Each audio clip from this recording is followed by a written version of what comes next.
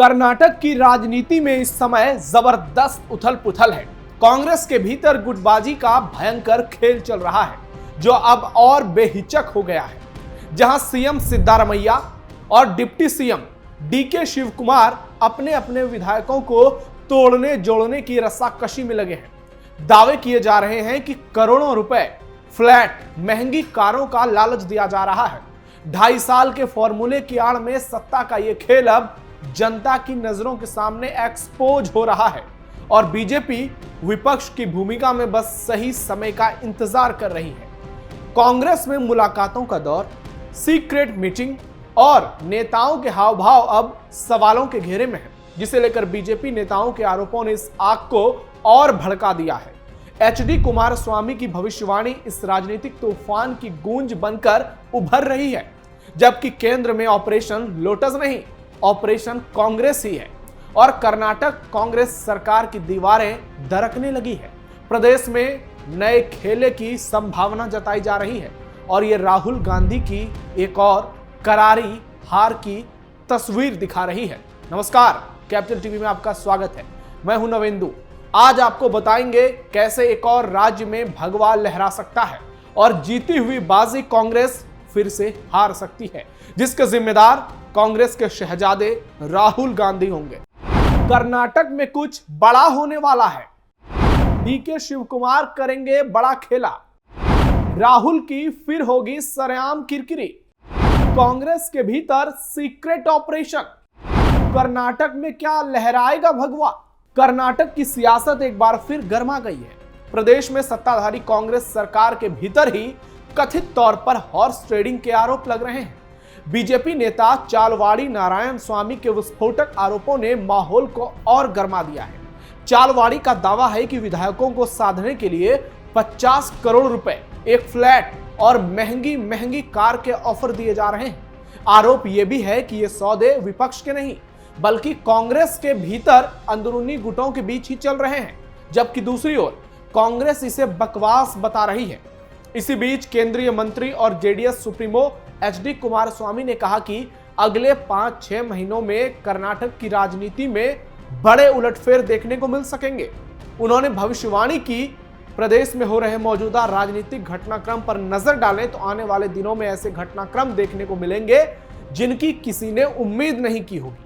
उनका कहना है कि राजनीति में कौन कब क्या फैसला ले ले, यह बताना नामुमकिन है। प्रदेश में इस समय ऐसी ही स्थिति बन गई है। कुछ भी हो सकता है, कभी भी हो सकता है और कांग्रेस के साथ ही हो सकता है। कोई भी क्रांति किसी वक्त हो सकती है, जबकि कांग्रेस के भीतर ही नेताओं मंत्रियों के बीच मुलाकात का पूरा खेल चल रहा है। इसी कड़ी में मंत्री एचसी महादेप्पा जब कांग्रेस नेताओं के एक गुट से मिलकर निकले तो चेहरे पर फूट फूट कर मुस्कुराहट भरी थी। जब उनसे पूछा गया कि क्या प्रदेश में कुछ बदलने जा रहा है तो उन्होंने कहा, यह सिर्फ एक मैत्रीपूर्ण औपचारिक मुलाकात थी। सीएम पद की दौड़ में कोई नहीं है, मुख्यमंत्री पद पर वैकेंसी नहीं है, बिल्कुल भी नहीं। हमने सिर्फ और सिर्फ पार्टी संगठन और उसे मजबूत करने पर चर्चा की है।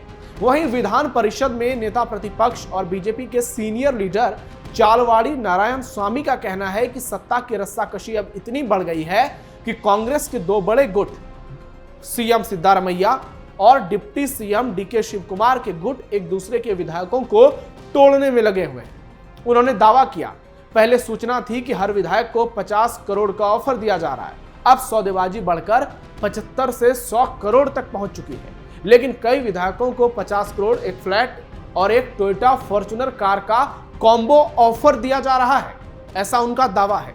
नारायण स्वामी का कहना है कि यह मामला अब सिर्फ गुटबाजी नहीं, बल्कि खुला ट्रेड बन चुका है और यह सब कांग्रेस सरकार के भीतर हो रहा है।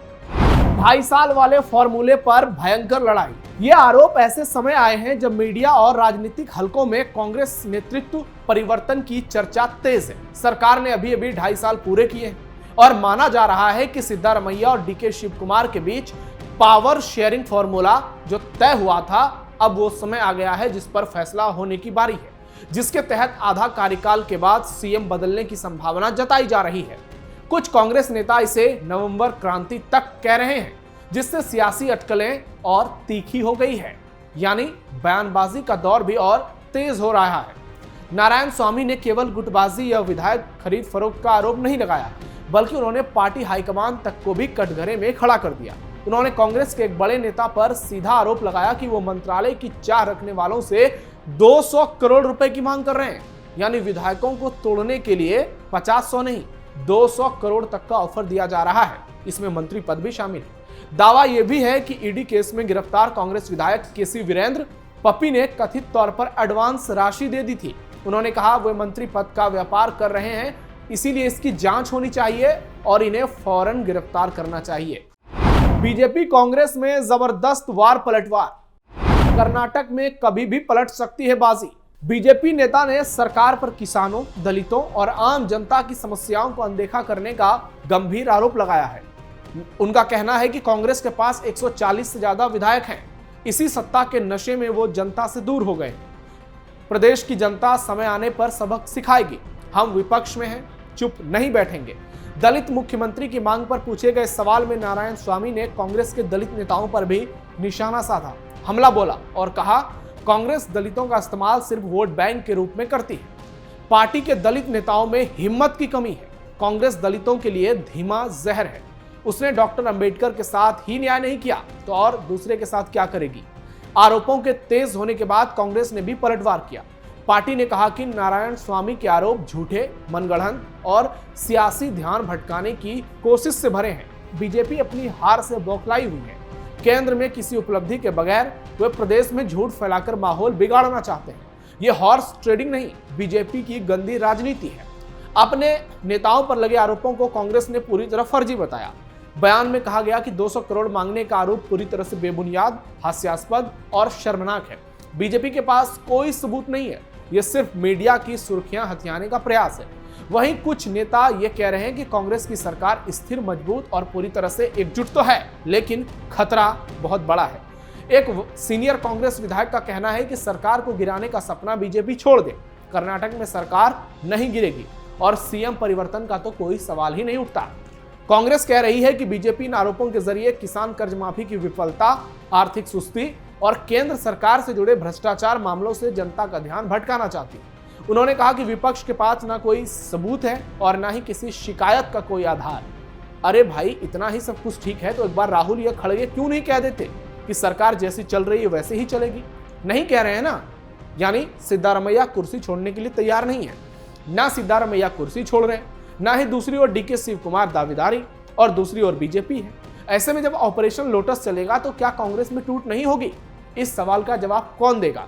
राहुल मामले में दखल नहीं दे पा रहे हैं या सुलझा नहीं पा रहे हैं। जब डीके को भरोसा दिया गया था कि 2.5 साल बाद सीएम बनाएंगे तो पद क्यों नहीं मिल रहा है? अगर डीके का सपना पूरा नहीं हुआ तो क्या कांग्रेस सरकार बचा पाएगी? डीके खुद की सियासी कुर्बानी इतनी आसानी से दे देंगे? ये बहुत सवाल है, क्योंकि अगले बार का तो पता नहीं कांग्रेस आएगी या बीजेपी। वैसे भी साउथ इंडिया में सरकार बदल जाती है 5 साल के बाद। ऐसे में ऑपरेशन लोटस नहीं, फिलहाल ऑपरेशन कांग्रेस के भीतर ही ऑपरेशन कांग्रेस ही चल रहा है। कांग्रेस 2 कह सकते हैं आप। इसलिए एक और राज्य में भगवा लहराने की संभावना है। अगर कांग्रेस एकजुट नहीं रहती तो डीके शिव कुमार कई विधायकों के साथ पार्टी को तोड़ सकते हैं, ऐसा बड़े नेताओं का दावा है। क्योंकि डीके शिव कुमार को यह एहसास हो गया है कि केंद्र में कांग्रेस नहीं आ रही है लंबे समय तक, और प्रदेश में इस तरह की स्थिति रही तो अगले बार बीजेपी आएगी। इससे बेहतर है कि बीजेपी में शामिल हो जाओ।